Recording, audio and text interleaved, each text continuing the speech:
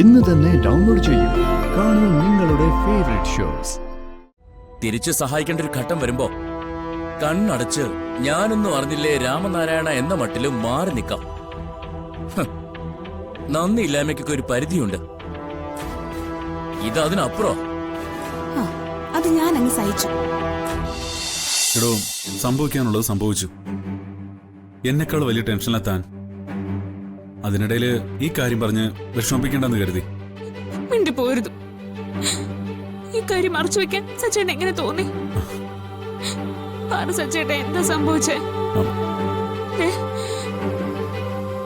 സച്ചേട്ടൻ പറഞ്ഞില്ലെങ്കിൽ ഞാൻ അവന്റെ അടുത്തേക്ക് പോവും. ചെങ്കൽ മധുവല്ല, ഏത് ഗുണ്ടയായാലും എനിക്കൊരു പേടിയില്ല. എന്റെ ഭർത്താവിനെ ഉപദ്രവിച്ചവന്റെ മുഖത്ത് രണ്ടെണ്ണം കൊടുക്കാനും എനിക്ക് മടിയില്ല. അർച്ചന, എടോ, താനിങ്ങനെ ടെൻഷൻ അടിക്കാതെ. സംഭവിച്ചെന്താന്ന് ഞാൻ പറയാം.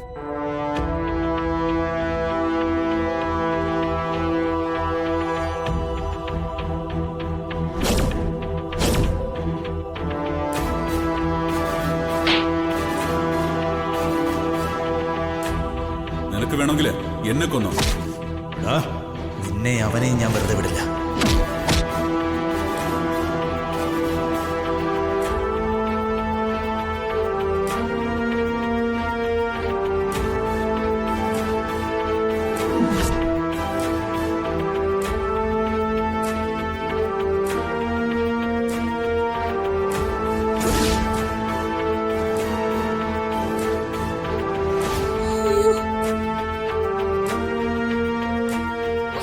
എടോ, താൻ വിഷമിക്കണ്ട.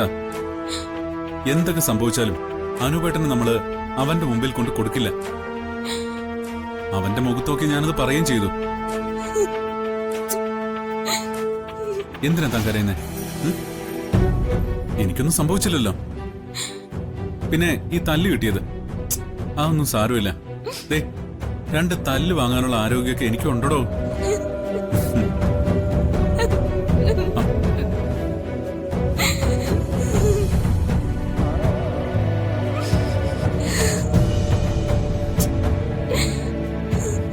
താൻ പേടിക്കണ്ട. എന്റെ ജീവൻ കൊടുത്തിട്ടായാലും അനുവേട്ടനെ ഞാൻ രക്ഷിച്ചിരിക്കും. എനിക്ക് വേണ്ടി സച്ചേട്ടൻ ഒരുപാട് ത്യാഗം സഹിക്കുന്നുണ്ട്. തനിക്ക് വേണ്ടിയല്ലാതെ മറ്റാർക്കു വേണ്ടിയാ ഞാനിതൊക്കെ ചെയ്യേണ്ടത്? എന്റെ ഈ കുടുംബത്തിനെ പൊന്നുപോലെ എത്താൻ നോക്കുന്നത്. അപ്പൊ പിന്നെ തന്റെ കുടുംബത്തിലൊരു പ്രശ്നം വന്നാ അത് എന്റെ കൂടി പ്രശ്നമല്ലേ? തന്റെ വീടും എന്റെ വീടും രണ്ടല്ല, അതൊന്നാണ്.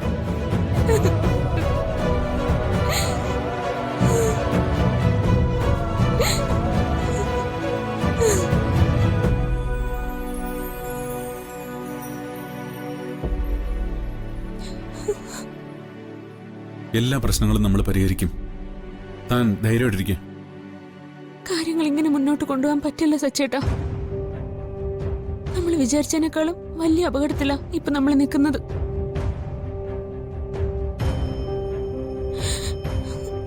എത്രയും പെട്ടെന്ന് എങ്ങനെയെങ്കിലും ഈ പ്രശ്നം ഒന്ന് അവസാനിപ്പിച്ചേ പറ്റൂ. ഇല്ലെങ്കിൽ ജനിക്കാൻ പോകുന്ന നമ്മുടെ കുഞ്ഞിന്റെ കാര്യത്തിൽ പോലും അത് വലിയൊരു ഭീഷണിയായിട്ട് മാറും. ഇത്രയും കാലം കാത്തിരുന്ന് കിട്ടിയ കുഞ്ഞ് ഇനി റിസ്ക് എടുക്കാൻ പറ്റില്ല. താൻ വിഷമിക്കണ്ട. ദിവസങ്ങൾക്കുള്ളിൽ നമ്മൾ ഈ പ്രശ്നം പരിഹരിക്കും. വക്കീൽ വഴി ഈ പ്രശ്നം പരിഹരിക്കാൻ കഴിഞ്ഞില്ലെങ്കിൽ ഒരിക്കൽ കൂടി ഞാൻ ആ ചെങ്കൽ മധുവിനെ പോയി നേരിട്ട് കാണും. അയാളുടെ ഉള്ളില് കുറച്ചൊക്കെ മനുഷ്യത്വം ഉണ്ടെന്നാ എനിക്ക് തോന്നുന്നത്. അല്ലെങ്കിൽ പിന്നെ ഹോസ്പിറ്റലിൽ പോയി ഇറങ്ങിയ സമയത്ത് ഗുണ്ടകൾ വന്ന് തടഞ്ഞപ്പോ അയാൾ നമ്മളെ വിടില്ലായിരുന്നു. അയാളുടെ നന്മ ഉണ്ടായിരുന്നെങ്കിൽ അയാൾ സച്ചേട്ടൻ ഇങ്ങനെ ഉപദ്രവിക്കുമായിരുന്നോ?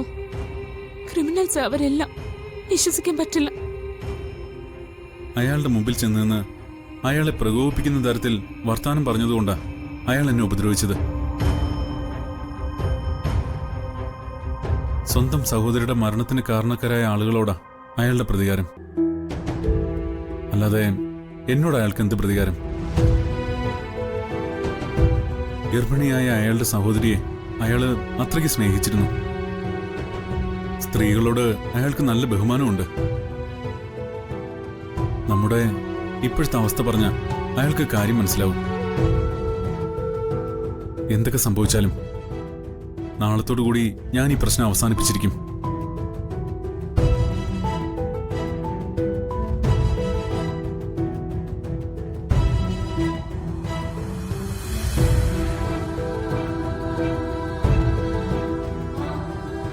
നീ ഇത്രയ്ക്ക് സ്വാർത്ഥി ആവരുത് സ്നേഹേ. അർച്ചനടുത്ത് നിനക്ക് വേണ്ടി ചെയ്തു തന്നതൊക്കെ നീ മറക്കുന്നു. എനിക്ക് പക്ഷെ അങ്ങനെ മറക്കാൻ കഴിയില്ല. ഞാനും മറന്നിട്ടില്ല. എന്റെ കുഞ്ഞിനെ നഷ്ടപ്പെട്ടതിലുള്ള സങ്കടം എന്റെ ഉള്ളിൽ നിന്ന് ഇതുവരെ പോയിട്ടില്ല. അതിനിടയിൽ ധനുഷിന് കൂടെ എന്തെങ്കിലും സംഭവിച്ചാൽ എനിക്കത് സഹിക്കാൻ പറ്റില്ല. അർച്ചനടുത്തിയെ സഹായിക്കേണ്ടത് ഇപ്പൊ നമ്മുടെ കടമയാ.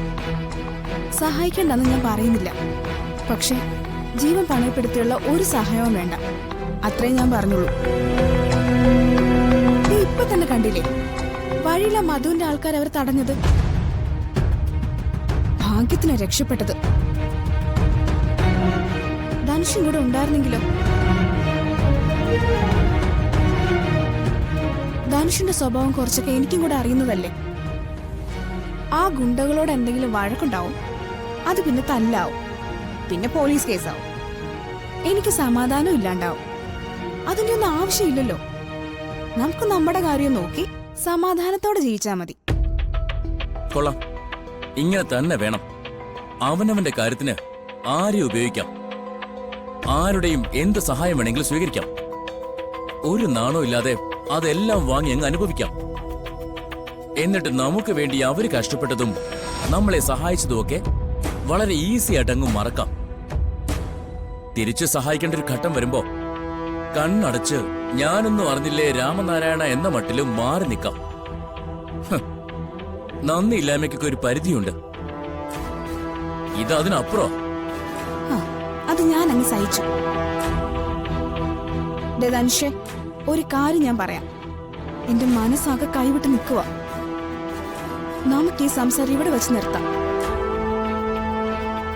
എന്റെ സമ്മതമില്ലാതെ എന്തെങ്കിലും കാര്യത്തിൽ അവരെ സഹായിക്കാൻ പോയാ ഇല്ലേ, ഞാൻ ഒന്നിനും പോകുന്നില്ല.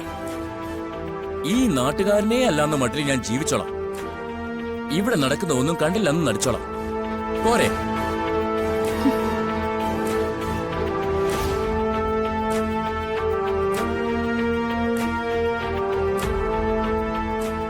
ഇവളോട് വാശി പിടിച്ചിട്ട് കാര്യമില്ല. തന്ത്രപൂർവ്വം സംസാരിച്ചാൽ മാത്രമേ ഇവളെ വീഴ്ത്താൻ പറ്റൂ.